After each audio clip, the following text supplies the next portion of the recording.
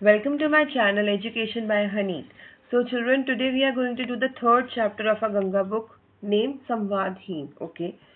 अब ये चैप्टर लिखा है शेखर जोशी जी ने. ठीक है, तो यहाँ पर आप देखिए और ये देखते हैं इसके मेन कैरेक्टर्स कौन है स्टोरी के. तो इसके मेन कैरेक्टर्स है दो लोग.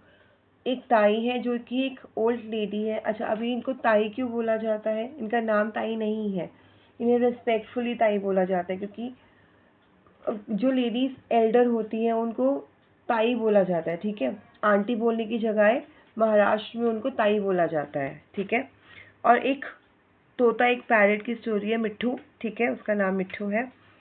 तो उन ये दोनों इसमें मेन कैरेक्टर्स हैं. तो अब इस स्टोरी में शेखर जोशी जी ने संवादहीन कहानी ग्रामीण वृद्ध स्त्री के अकेलेपन की संवेदनशील कहानी है. ग्रामीण मतलब गांव में रहने वाली, वृद्ध स्त्री मीन्स ओल्ड लेडी के अकेलेपन के लोनलीनेस की एक इमोशनल स्टोरी है. ठीक है, कहानी के दो मुख्य पात्र ताई और मिट्ठू हैं.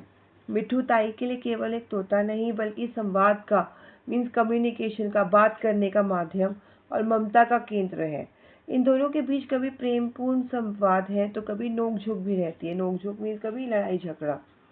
मनुष्य और पशु पक्षी के संबंधों को दर्शाने के साथ ही ये कहानी समकालीन जीवन यथार्थ की विसंगतियों जैसे पलायन, अकेलेपन और आदर्श एवं यथार्थ के द्वंद्वों को अभिव्यक्त करती है. ठीक है, अब पलायन मीन्स जो हुआ क्या था यहाँ पर. अभी जो ताई है, ये जो ग्रामीण वृद्ध स्त्री है, एक समय में इनका भी बहुत बड़ा भरा पूरा परिवार था. बच्चे मीन्स बेटे थे, बेटियां थी. तो हुआ क्या, जो इनके बेटे थे वो शहर चले गए अच्छे काम की तलाश में. तो उनकी वाइफ्स, उनके बच्चे भी वहीं चले गए, उनकी फैमिली सब वहीं सेटल हो गई धीरे धीरे.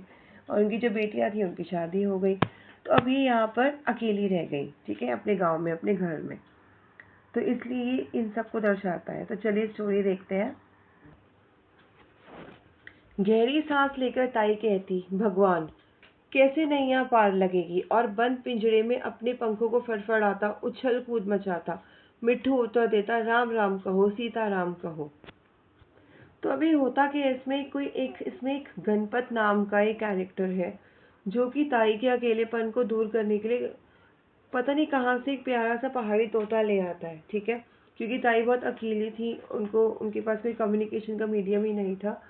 तो ताई के पास वो उनको पहाड़ी तोता लाकर देता और ताई अपनी सारी ममता अब उस मिट्ठू तोते पर बरसाने लगती क्योंकि उनके पास एक बस वही रह जाता है. उनके एक फैमिली मेंबर कहने को उनके पास वही होता है. ठीक है, वह रात दिन मिट्ठू को लेकर ही परेशान रहने लगती हैं. जो ताई अपने लिए चूल्हा जलाने का आलस करती थी, अब वो क्या अपने लिए, क्योंकि वो अकेली थी तो चूल्हा जलाने का मतलब खाना बनाने का भी आलस करती थी. अब वो बिना आलस किए डेली मिट्ठू के लिए दाल भात बनाया करती थी. वो इतना ज़्यादा उससे प्यार करने लगी, बिल्कुल अपने बच्चों की तरह. ठीक है, और मिट्ठू का बहुत ज़्यादा तेज़ दिमाग था. ठीक है, अब होता क्या है कि जब ये पहली स्लाइड में जब गहरी सांस लेकर ताई कहती है, भगवान कैसे नैया पार लगेगी, मतलब उसको समझ नहीं आ रहा है उनको ताई को कि कैसे मैं अकेली रहूँगी, कैसे मैं जो इतना बड़ा हमारा कारोबार था वो कैसे संभलेगा, कुछ उन्हें समझ नहीं आता. तो बंद पिंजरे में अपने पंखों को फड़फड़ाता उछल कूद मचाता मिट्ठू उत्तर देता है, राम राम कहो, सीता राम कहो. मतलब वो उनको मोटिवेट करता है कि भगवान का नाम लो, सब ठीक हो जाएगा. ठीक है, ताई दोहराती, सीताराम सीताराम. ताई और मिट्ठू, मिट्ठू और ताई दोनों सीताराम करके मतलब भगवान का नाम हमेशा लेते रहते. ठीक है, अब ये ही दो प्राणी गांव के बीच में स्थित बड़े घर में उस सूने खंडहर में एक दूसरे को सहारा देने के लिए रह गए थे. ताई ने अपने जीवन में अच्छे दिन भी देखे थे. पूत परिवार, बहू बेटियां, नौकर चाकर, गाय ढोर, क्या नहीं था बड़े घर में. देखते ही देखते क्या से क्या हो गया. बहू बेटे का गांव का मोह छोड़कर शहरों के होकर रह गए. बेटियां अपने अपने हाथ पीले कराकर अपनी गृहस्थी में रम गई. किसके भरोसे कार-बार संभलता. धीरे धीरे सब पराए हाथों में चला गया. जब खेती बाड़ी नहीं, कार-बार नहीं, तो नौकर चाकर किस दाम पर टिकते. अपनी अकेली जान के लिए ताई 1 जून चूल्हा फूंक लेती. व्रत उपवास के बहाने चौका चूल्हा टाल जाती. पेट की समस्या उनके लिए कभी समस्या नहीं रही, पर सूने घर की भाएं भाएं जैसे उन्हें काटने को दौड़ती थी. ठीक है, अब होता क्या है कि ये, क्योंकि मैंने आपको पहले ही बताया कि ताई का एक बड़ा पूरा परिवार था, बच्चे थे, लड़के थे, बेटियां थीं, फिर आगे उनकी बहुएं आई, फिर उनके आगे उनके बच्चे हुए, पूत परिवार था, ठीक है। पर हुआ क्या कि ये सब धीरे धीरे जो बहू बेटे थे वो गांव का मुंह छोड़कर शहरों की ओर चले गए, ठीक है। वहां पर अपने काम करने निकल गए, बेटियां अपने अपनी शादी कराकर अपने हाथ पीले कराकर अपने अपने घर चली गई, ठीक है। अब जो कारोबार था उनका, जो उनका बिजनेस था, वो कैसे चलता, उनके हस्बैंड भी नहीं थे, तो धीरे धीरे सब खत्म हो गया। और खत्म हो गया तो जो नौकर चाकर थे अब वो कैसे रहेंगे, क्योंकि उनकी सैलरी देने के लिए पैसे ही नहीं बचे, ठीक है। अब क्योंकि वो अकेली जान थी तो अपने लिए वो 2 वक्त का खाना भी नहीं बनाती थी, बस एक ही वक्त चूल्हा को फूंकती थी और एक ही बार बना लेती थी। मतलब वो अपनी जो भूख है वो व्रत उपवास के बहाने चौला चूका टाल जाती थी कि मैंने ये व्रत रखा है, मेरा उपवास है, मैं अब नहीं खाना बनाऊंगी। पेट की समस्या उनके लिए कभी समस्या नहीं रही, मतलब भूख उनके लिए कभी समस्या नहीं थी, ठीक है। पर जो खाली घर था, जो जब वो अकेली थी, वो उस खाली घर की जो भाई भाई थी वो उनसे सहन नहीं होती थी, उन्हें काटने को दौड़ती थी, ठीक है। अब भला हो गणपत का, जिसने ताई के सोनेपन को सहारा दे दिया। वह न जाने कहाँ से प्यारा सा पहाड़ी तोता ले आया था। ताई की सारी ममता मिट्ठू पर बरस पड़ी। वह रात दिन मिट्ठू को लेकर ही बेचैन रहने लगी। जो ताई अपनी खातिर चूल्हा जलाने में आलस्य कर जाती थी, वह अब नियम पूर्वक मिट्ठू के लिए दाल भात बनाती, मिट्ठू के वक्त बेवक्त के तकाजों के लिए रोटी बचा कर रखती। अब ताई को इस बात की पूरी जानकारी रहने लगी थी कि किसके खेत में हरी मिर्चें तैयार हो गई हैं और किस पेड़ में फसल के आखिरी अमरूद बचे हैं, ठीक है। अब जैसे हमारे घर में और फैमिली मेंबर्स होते हैं, या अगर आप हो, आप अपनी मम्मी के बच्चे हो, तो आपकी मम्मी आपकी कितनी केयर करती हैं, ठीक है। आपको भूख लगी है, आपके लिए ऑलरेडी खाना पहले से रेडी होता है, आपकी हर छोटी बड़ी ज़रूरत का ध्यान रखा जाता है, ठीक है। इसी तरह अभी जो ताई थी, उनका जो सूनेपन का सहारा आ गया था मिट्ठू। अब मिट्ठू पे वो सारी अपनी ममता बरसाने लगी, उसके लिए बेचैन रहने लगी, मतलब उसकी चिंता करने लगी। अब जो अपने लिए एक टाइम का खाना बनाने में भी आलस करती थी, प्रॉपर रेगुलरली उसके लिए दाल भात बनाती, मीन्स दाल चावल बनाती, क्योंकि वो वही खाता होगा। और बेवक्त के तकाजों के लिए रोटी भी बचा कर रखती, मतलब जब अगर उसको किसी और टाइम भूख लग गई तो उसके लिए रोटी भी बचा कर रखती थी, ठीक है। और अब उनको पूरी इस बात की भी रेगुलर वो रहती थी इंफॉर्मेशन की, कहाँ पर किसके खेत पे हरी मिर्च पक गई, क्योंकि जो पैरट्स होते हैं वो हरी मिर्च बहुत खुशी खुशी खाते हैं, ठीक है। तो वो उनका सारा ध्यान, सारा प्यार, सारी चिंता सिर्फ इस मिट्ठू के लिए रह गई थी, ठीक है। कि वो अब वही उनके बुढ़ापे का सहारा कह सकते हो आप, नहीं तो वही उनका बच्चा था, ठीक है। अब कुशाग्र बुद्धि छात्र की तरह मिट्ठू ताई के पढ़ाए पाठ को न केवल हूबहू दोहरा देता, बल्कि एक दो बार सुनकर याद भी रख लेता और मौके बेमौके ताई के सवालों का सटीक उत्तर दे देता। कुशाग्र मीन्स तेज बुद्धि, तेज दिमाग वाले बच्चे की तरह जो मिट्ठू था, वो जो भी ताई उसको पढ़ाती थी, मतलब जो भी ताई उसको सिखाती थी, वो सीख जाता था आराम से, ठीक है। और दोहरा भी देता था, मतलब रिपीट भी कर देता था, और उसको याद भी रखता था। और अगर ताई कोई क्वेश्चन उससे करती थी तो फटाफट उसका आंसर भी दे देता था, ठीक है। बड़े घर का सूनापन धीरे धीरे मिट्ठू की बातचीत से अब रौनक में बदल गया था। अड़ोस पड़ोस की बहू बेटियां बच्चों को गोदी में उठाकर मिट्ठू से उनके मन बहलाने के लिए आ जुटती और घर गुलजार हो जाता। तब हुआ क्या कि जो घर का सूनापन था वो मिट्ठू से बात करने से अब रौनक, मतलब एकदम रौनक रहती थी घर में, हलचल रहती थी। और जो आस पड़ोस की जो बहू बेटियां थी वो अपने छोटे छोटे बच्चों को भी मिट्ठू को दिखाने लेकर आती थी, तो हमेशा उनके घर में रौनक बनी रहती थी, ठीक है। क्योंकि बच्चे आए हैं, लोग आए हैं, आपस में बात होती थी, खेल कूद होती थी मतलब अच्छे से हलचल उनके घर में रहती थी। तो अब उनको वही घर जो पहले काटने को दौड़ रहा था, वही घर अच्छा लगने लगता है, ठीक है। सुबह पौ फटने लगती, पेड़ों में चिड़िया चहचहाती, तो मिट्ठू भी जैसे ताई को भोर की झपकी से जगाने के लिए अपना ही पाठ शुरू कर देते। हर हर गंगे सीताराम बोल, सीताराम बोल, मिट्ठू राम राम, मिट्ठू राम राम। ताई अचक चाकर उठ बैठती, लाड़ से मिट्ठू को निहारकर आशीष देती, जीते रहो बेटा, जुग जुग जियो। और मिट्ठू भी बदले में अपनी बुजुर्गी दिखाकर कहते, खुश रहो खुश रहो। अब जब सुबह होती थी, जब जैसे ही सुबह सुबह की जो पहली किरण आती थी, तो चिड़िया चहचहाने लगती थी, जैसे ही प्रकाश फैलने लगता था, पेड़ों पे चिड़िया चहचहाने लगती थी, तो मिट्ठू भी, क्योंकि मिट्ठू भी बर्ड था तो वो भी सुबह टाइम से उठता था, तो मिट्ठू भी ताई को सुबह की झपकी से जगाने के लिए अपना पाठ हर हर गंगे सीताराम बोल, मिट्ठू राम राम शुरू कर देते थे। ठीक है। अब मिट्ठू की आवाज़ सुनकर ताई भी एकदम चौंकर उठ बैठती थी। प्यार से मिट्ठू को देखकर आशीष देते हुए कहती थी, जीते रहो बेटा, जुग जुग जियो। और मिट्ठू ये बदले में अपने आप को ताई की तरह बुजुर्गी दिखाते हुए ताई को आशीर्वाद देते थे कि खुश रहो, क्योंकि मिट्ठू तो रिपीट करता है सब कुछ, है ना, इसलिए। अब ताई निहाल हो जाती। वृद्धावस्था का शरीर और उस पर नई गृहस्थी का भार। कामकाज से थककर ताई जब कभी पिंजरे को बगल में रखकर सुस्ताने लगती तो अनायास ही मिट्ठू से सवाल कर बैठती, मिट्ठू अब कैसे कटेगी?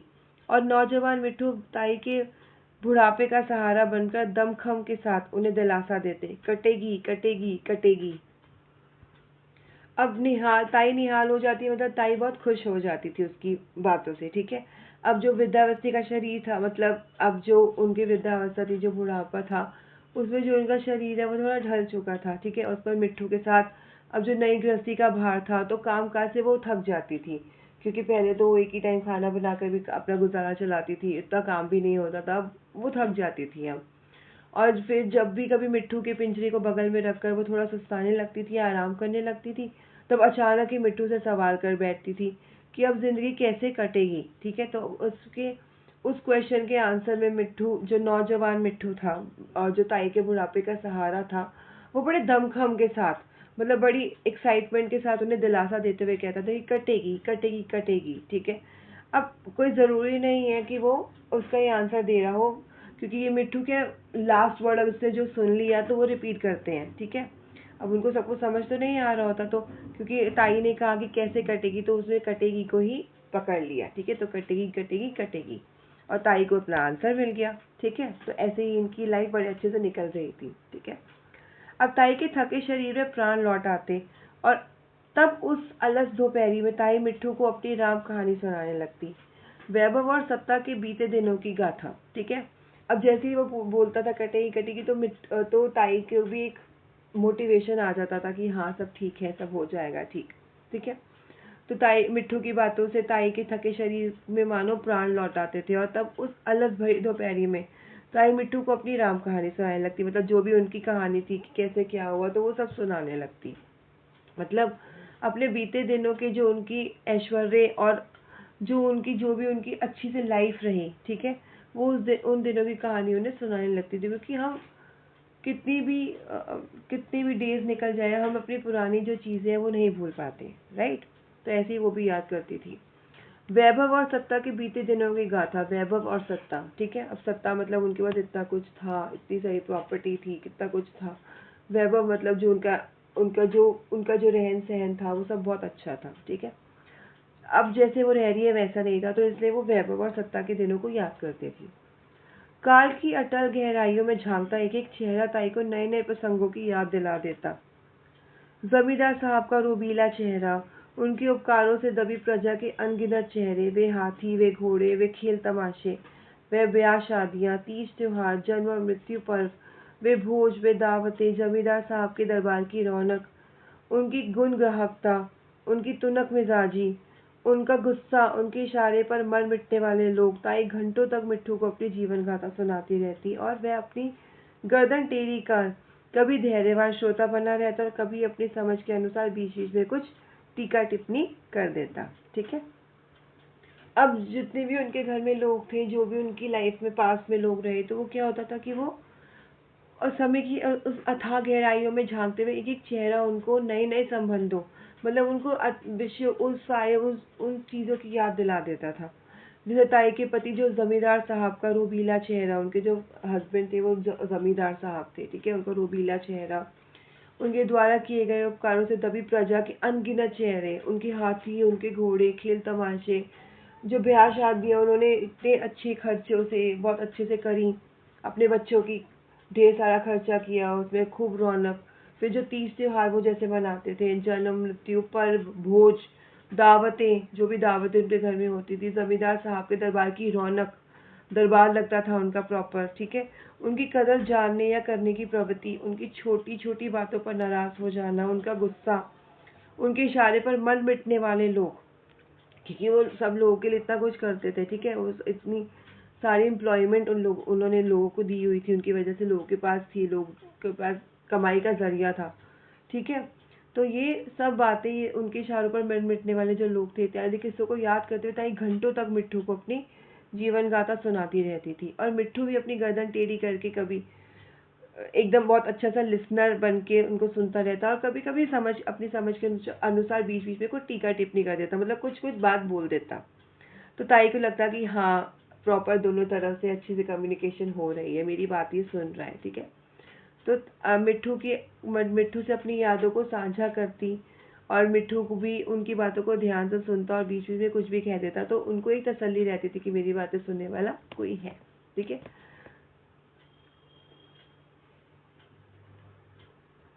और ऐसा नहीं कि ताई और मिट्ठू का संवाद हमेशा प्रेम पूर्वक ही रहता हो, और ऐसा नहीं है कि हमेशा उनके बीच में आपस में प्यार ही रहता था। कभी कभी ताई थकी मांदी लेटी होती और अपनी किसी जिद को मनवाने के लिए मिट्ठू पिंजरे में तूफान खड़ा कर देता।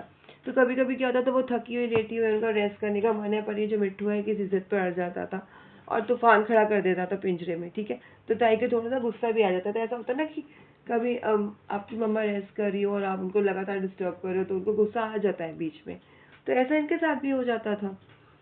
और पानी और दाने की कटोरी को जानबूझकर वो उल्टा देता, तो खींचकर ताई कोसती, मेरी जान खाने को आ गया, मर जा।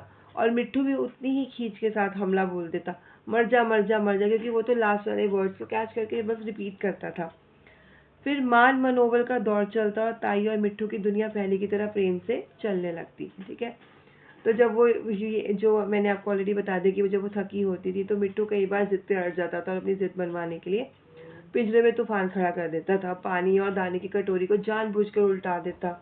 तो गुस्से में भी ताई उसे कोसती कि मेरी जान खाने के लिए पता नहीं कहाँ से आ गया, जा मर जा। मिट्ठू भी उतने गुस्से में ताई पर हमला बोलते हुए कहता कि मर जा मर जा मर जा। पर कुछ समय बाद फिर रूठे मनाने का दौर चलता और ताई और मिट्ठू की दुनिया पहले की तरह प्रेम से चलने लगती। मतलब ताई और मिट्ठू में कभी कभी आपस में रूठने और मनाने की प्रक्रिया भी चलती थी। ठीक है, ताई को घड़ी भर के लिए भी मिट्ठू का वियोग सहन नहीं हो सकता था। वियोग मतलब उसका दूर चले जाना, घड़ी भर के लिए भी वो सहन नहीं करती थी। कभी कभार गांव में थोड़ी देर के लिए भी न्योते बुलावे में जाती, तो 10 बार खिड़की दरवाजों की सांकलें ठोकर देखती, कंजूस के धन की तरह मिट्ठू को छिपा कर रखती और जल्दी लौट आने का दिलासा देकर देहरी से पाँव बाहर निकालती। लेकिन एक संयोग आ पड़ा कि ताई धर्म संकट में पड़ गई। इस लोक में ताई ने बहुत ऊंच नीच देख लिए थे, अब कभी कभी परलोक की चिंता भी मन में घर कर जाती। गांव के कई लोग कुंभ स्नान के लिए प्रयागराज जा रहे थे। अच्छा साथ बन रहा था। प्रयाग में कुंभ स्नान का लोभ जहाँ उन्हें अपनी ओर खींच रहा था, वहीं मिट्ठू की चिंता भी उन्हें अपनी ओर खींच रही थी। तो यहाँ पर अब लेखक बता रहे कि ताई को अगर थोड़ी देर के लिए भी मिट्ठू से बिछड़ना उन्हें सहन नहीं होता था, तो अगर कभी कभार उन्हें गांव में थोड़ी देर के लिए कोई अपने घर इनवाइट करता था, बुलावे में जाती थी, तो 10 बार खिड़की दरवाजे की जंजीरों को अच्छे से संभाल कर देखती थी कि, और किसी कंजूस की तरह, जैसे कंजूस लोग अपने धन को छुपा कर रखते हैं, ऐसे ही वो मिट्ठू को छुपा कर रखती थी। और जल्दी लौट आने की तसल्ली देकर ही घर की दहलीज से पाँव बाहर निकालती थी कि बस थोड़ी देर के लिए जाकर फटाफट वापस आ जाऊंगी। कहने का आशय ये था कि ताई किसी भी हाल में मिट्ठू से दूर नहीं रहना चाहती थी। पर अब एक ऐसी इनको एक धर्म संकट आ पड़ता है कि इस संसार में ताई ने बहुत अच्छे बुरे दिन देख लिए थे। अब कभी कभी परलोक की चिंता भी ताई के मन में घर कर जाती थी। मतलब अब उन्हें लगता था कि अब इस एज में मुझे कभी कभी भगवान का नाम भी लेना चाहिए।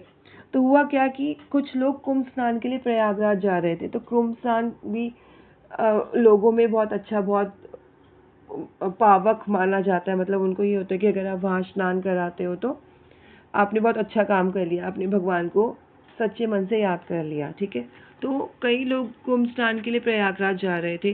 ताई का भी उनके साथ अच्छा साथ बन रहा था, ताई का मन भी था जाने का। एक और तो प्रयाग में कुंभ स्नान का लालच ताई को अपनी ओर खींच रहा था, पर उनको ये भी चिंता थी कि मिट्ठू का क्या होगा, पीछे से मिट्ठू को कौन देखेगा। अब मिट्ठू को तो साथ लेकर नहीं जा सकती। तो उनकी चिंता पर किसी ने हंसी हंसी उन्हें सलाह दी कि वे मिट्ठू को भी अपने साथ ले चले, उसे भी गंगा स्नान करा दे। तो जब वो ये सोच ही रही थी, तो किसी ने उन्हें सलाह दी, मिट्ठू को भी साथ ले चलो, उसे भी गंगा स्नान करा देना। किसी दूसरे ने टोक दिया कि रेलगाड़ी में उसका भी टिकट लगेगा, आखिर वह भी तो बोलता बतियाता प्राणी है। पर किसी ने आगे से कहा कि नहीं भाई, उसका भी पूरा टिकट लगेगा रेलगाड़ी में, है ना। ताई पेशो पेश में पड़ गई। मतलब एक असमंजस में पड़ गई। उनको समझ नहीं आ रहा था कि अब मैं क्या करूं। टिकट का पैसा भी वह मिट्ठू की खातिर खर्च कर देती, लेकिन मेले ठेले भीड़ भाड़ में उसकी सुरक्षा के बारे में उन्हें पूरा भरोसा नहीं था। अंत में जगन मास्टर की घरवाली ने उसकी चिंता को उनकी चिंता को दूर कर दिया। वह ताई के लौटने तक मिट्ठू को अपने पास रखने के लिए सहमत हो गई थी। ठीक है, तो लास्ट में होता क्या है कि वो जो जगन मास्टर की जो वाइफ थी, ठीक है, वो कहती कि ठीक है अब मेरे पास छोड़ जाओ, मैं इसका ध्यान रखूंगी और मैं अच्छे से इसका ध्यान रख लूंगी, आप चिंता मत करना। तो वह ताई के लौटने तक मिट्ठू को अपने पास रखने के लिए मान गई थी। अब जब जाने का समय आया, बार बार वह मिट्ठू को पुचकारती, जल्दी लौट आने का दिलासा देती। मिट्ठू भी उनकी बातों में उत्तर में बोलता कि हर हर गंगे राम राम सीता राम कहकर उन्हें भरोसा देते रहे कि वे जगन मास्टर की घरवाली के साथ प्रेम से रह लेंगे। ठीक है, तो बार बार वो उसको प्यार कर रही थी। जैसे होता है ना कि मम्मा कहीं जा रही है और आपको कुछ घर छोड़ के जा रही है, तो मम्मा को होता है कि बेटा अपना ध्यान रखना, मैं जल्दी आ जाऊंगी, चिंता मत करना, परेशान मत करना किसी को। तो ऐसे ही वो भी उसको समझा रही थी और मिट्ठू भी आगे से उनकी बातों में उत्तर दे रहे थे, हर हर गंगे सीता राम राम सीता राम कहकर मानो ने भरोसा दे रहे थे कि वह जगन मास्टर की घरवाली के साथ प्रेम से रह लेंगे। ठीक है, क्योंकि वो भी कभी किसी के साथ नहीं रहे मिट्ठू जी, तो उनको भी था कि शायद उसको भी एडजस्ट करने में प्रॉब्लम आ सकती है। ठीक है, अब ताई तो कुंभ स्नान के लिए चल दी, लेकिन जगन मास्टर के घर में महाकुंभ हो गया। ठीक है, अब उनके घर में कुछ प्रॉब्लम आ गई। इस वजह से अपने पति से सलाह लिए बिना मास्टर राय ने ताई का भार अपना लिया था। अब उन्होंने अपने हस्बैंड से तो पूछा ही नहीं था और एकदम से उन्होंने खुद ही बोल दिया। अब जब वो अपने घर में उसको रखने लगी तो जगन मास्टर को इस पर एतराज होने लगा। ठीक है, क्योंकि वो थोड़े से अलग नेचर के इंसान थे। अब जो जगन मास्टर थे दूसरे मिजाज के आदमी थे, वो अलग स्वभाव के आदमी थे। उन्होंने अपने कुछ नियम सिद्धांत बना रखे थे और भरसक कोशिश करते थे कि उनके कारण किसी को कोई कष्ट न पहुंचे। स्वतंत्र विचारों के आदमी थे, दूसरों की स्वतंत्रता पर बाधा नहीं डालना चाहते थे। पिंजरे के बंद मिट्ठू को देखकर उन्हें बेचैनी होने लगती। जब जब मिट्ठू को देखते अपनी पत्नी की बुद्धि पर तरस खाते और अपने आप को भी दोषी अनुभव करते। ठीक है, अब क्योंकि उनको थोड़े दूसरे स्वभाव के व्यक्ति थे, उन्होंने जीवन में अपने कुछ नियम सिद्धांत बना रखे थे और वो ये पूरा प्रयास करते थे कि उनके कारण किसी को कष्ट ना पहुंचे। ठीक है, उनकी जो सोच थी वो दूसरों से थोड़ी सी अलग थी। वे बहुत ही स्वतंत्र विचारों के व्यक्ति थे, तो उन्हें दूसरों को भी ऐसे कैद में रखना उनको बिल्कुल ही पसंद नहीं था। उन्हें खुद भी स्वतंत्र रहना पसंद था और वो चाहते थे कि दूसरे भी अपनी मर्जी का करें, स्वतंत्र रहें। ठीक है, अब वो जब भी पिंजरे में बंद मिट्ठू को देखते थे तो उन्हें एक बेचैनी सी होने लगती थी, उन्हें परेशानी होने लगती थी। उन्हें लगता था कि ऐसे कैसे मैं किसी को कैसे कैद करके रख लूँ। तो उस टाइम पे वो अपनी पत्नी की बुद्धि पर उन्हें तरस आने लगता था कि इसको इतना भी नहीं, मतलब इसको तरस नहीं आता किसी इंसान पे, कैसे वो इसको कैद करके रखा हुआ। तो इससे वो अपने आप को ही दोषी कहते थे। ठीक है, अब जगन मास्टर के लिए जब मिट्ठू की यातना असहन हो गई तो उन्होंने एक दिन कमरा बंद करके मिट्ठू के पिंजरे को जमीन पर रखा और उसका दरवाजा खोल दिया ताकि उसे कुछ देर के लिए ही सही खुली हवा में आने का मौका देकर अपने पाप का थोड़ा प्रायश्चित कर ले। ठीक है, तो एक दिन जब उनको लगा कि अब उनसे ये सहन नहीं हो रहा तो उन्होंने क्या किया, उसकी वो खोल दिया, डोर खोल दिया। ठीक है, और उनसे सहन नहीं हो रहा था कि ये कैसे इसको मैं इसको नहीं बंद करके रख सकता, होता है ना एक चीज़।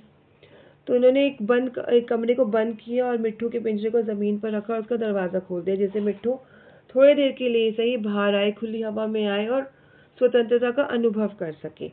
और उन्हें ये लग रहा था कि शायद इसी से ही मैं अपने पाप का थोड़ा सा प्रायश्चित कर लूँगा। ठीक है, पर मिट्ठू अपने पिंजरे में रहने के इतने आदी हो चुके थे, वो इनको इतनी ज़्यादा आदत पड़ चुकी थी अपने पिंजरे में ही रहने की, कि उन्होंने बाहर आने की कोई इच्छा प्रकट ही नहीं की दरवाज़ा खुलने पर भी। जगन मास्टर भी अपनी धुन के पक्के थे। निकट ही अनाज का थैला पड़ा हुआ था। उन्होंने मुट्ठी में थोड़ा अनाज लेकर पिंजरे के दरवाजे से लेकर बाहर तक बिखेर दिया और स्वयं अलग हटकर उसे देखते रहे। अब हुआ क्या, अब उसको बाहर, क्योंकि वो बाहर आ ही नहीं रहे थे, वो अंदर रहने की ही उनको आदत थी, तो उन्होंने क्या किया, थोड़ा सा अनाज, थोड़े से गेहूं के दाने पिंजरे के आसपास फैला दिए, जिसे खाने के लालच में वो बाहर आएंगे। ठीक है, तोता बाहर आएगा, और थोड़ा सा दूर अलग हटकर देखते रहे कि कितनी देर में बाहर आता। तो और उन्हें पक्का यकीन था कि अनाज खाने के लालच में बाहर आएगा ही आएगा। ठीक है, अब मिट्ठू धीरे धीरे दाना चुगते हुए बाहर आ गए। उन्हें पता ही नहीं चला कि वो बाहर आ गए दाना चुगते हुए। तो जगन मास्टर ने संतोष की सांस ली। अब उन्हें अच्छा लगा बहुत। मिट्टू फिर पिंजरे की छत पर बैठ गए। 1-2 घंटे बाद जगन मास्टर ने उन्हें पकड़कर फिर पिंजरे में बंद कर दिया और चैन की सांस लेकर पिंजरे को बरामदे में टांग दिया। ठीक है, तो अब क्योंकि वो बाहर आ गए थे तो वो हुआ क्या, वो छत पे जाकर उसके बैठ गया। अब 1-2 घंटे बाद जगन मास्टर ने मिट्टू को पकड़कर फिर पिंजरे में बंद कर दिया, क्योंकि उन्हें लगा कि हाँ चलो 1-2 घंटे तो ये बाहर आया और इसने खुली सांस ली है।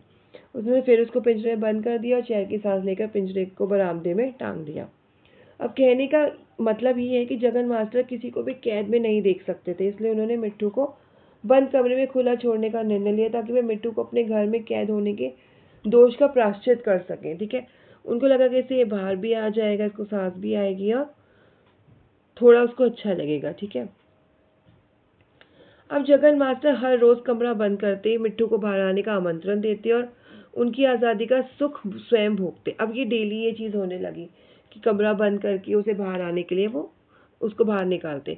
यह क्रम 3-4 दिन तक चला ही था कि एक दिन मिट्टू की नज़र ऊपर खुले रोशनदान पर पड़ गई और सहज कौतूहलवश वे पिंजरे की छत से तिरछी आंख अपने लक्ष्य की ओर देकर रोशनदान पर पहुंच गए। ठीक है, अब 3-4 दिन तक ये होता ही था कि जो ऊपर रोशनदान पर उनकी नज़र पड़ी, जो और उनकी उत्सुकता के कारण पिंजरे की छत से तिरछी आंखों से अपने रोशनदान को देखकर रोशनदान पर वो वहां पर पहुंच गए। रोशनदान मतलब एक छोटी सी खिड़की बनी होती है ऊपर की तरफ। अब हमारे अपार्टमेंट में नहीं होती है, पर जो पहले इंडिपेंडेंट घर होते थे उसमें होती थी। एक ऊपर की तरफ खिड़की बनी होती है, एक तरीके से हवा अंदर आने जाने के लिए। ठीक है, तो वो वहां पर पहुंच गए। अब कौतूहलवश मतलब वो अपने उसमें खेल कूद में वहां पहुंच गए। अब जगन मास्टर का ध्यान अचानक गीता रहस्य से हटकर मिट्टू के पंखों की फड़फड़ाहट पर गया, फिर रोशनदान पर बैठे मिट्टू पर गया। अब जगन मास्टर के हाथ में अनाज लेकर आगे गुहार लगा ही रहे थे कि मिट्टू ने फिर तिरछी आंख से रोशनदान के बाहर की दुनिया की ओर देखा और ये गए वो गए। अब हुआ क्या कि क्योंकि वो तो किसी का तोता था, तो वो अपनी पूरी जिम्मेदारी से मतलब वो छोड़ के गई थी उनके वाइफ के पास कि इसको संभाल के रखेगी। पर हुआ क्या, इनकी इस वजह से, इनकी इस एक्टिविटी की वजह से रोज खोलना, वो रोशनदान से तोता उड़ गया। अब वो तो बहुत ताई तो बहुत भरोसे से इनकी बात छोड़ के गई थी, किसी की अमानत थी। पर अब हुआ क्या कि इनकी इस लापरवाही की वजह से, क्योंकि वो बिजी थे, वो निकल गए। अब उनको गेहूं का दाना दिखाकर आ करके बुला भी रहे थे, लालच दे रहे थे, पर वो नहीं आए और वो ये गए वो गए, उड़ गए वहां से। अकेले मिट्टू क्या उड़े, आदर्शवादी जगन मास्टर के हाथों से सभी तोते उड़ गए। ढीली धोती को दोनों हाथों से संभालते हुए बाग में एक पेड़ से दूसरे पेड़ के पास मिट्टू आ पुकारते हुए पसीना पसीना होते रहे और मिट्टू एक डाल से दूसरे डाल पर, एक पेड़ से दूसरे पेड़ पर अपने पंख तोलने में मशगूल रहे। ठीक है, अब इसी समय मिट्टू अकेले नहीं उड़ा, मिट्टू के साथ साथ आदर्शवादी जगन मास्टर के हाथों से सभी तोते उड़ गए। ठीक है, ये एक तरीके से एक बात आपको समझाई जा रही है इसमें, एक व्यंग्य की तरीके से। मिट्टू को बाहर, मतलब इसका ये मतलब कि मिट्टू को बाहर उड़ता देखकर जगन मास्टर बुरी तरह से घबरा गए, जैसे कहते हैं तोते उड़ गए, तो ऐसे। अपनी ढीली धोती को दोनों हाथों से संभालते हुए बाग में एक पेड़ से दूसरे पेड़ के पास मिट्टू को पुकारते हुए पसीना पसीना हो रहे थे, क्योंकि मिट्टू उनके हाथ में आ ही नहीं रहा था। ठीक है, और मिट्टू एक डाल से दूसरे डाल पर, एक पेड़ से दूसरे पेड़ पर अपने पंख को फैलाने पूरी तरह व्यस्त था। मतलब मिट्टू जगन मास्टर की पहुंच से बहुत दूर उड़ गया था। ठीक है, अब वो उसी में ही मशगूल था, उड़ने में, अपनी स्वतंत्रता को अनुभव करने में। अब ताई के लौटने का दिन निकट आ रहा था।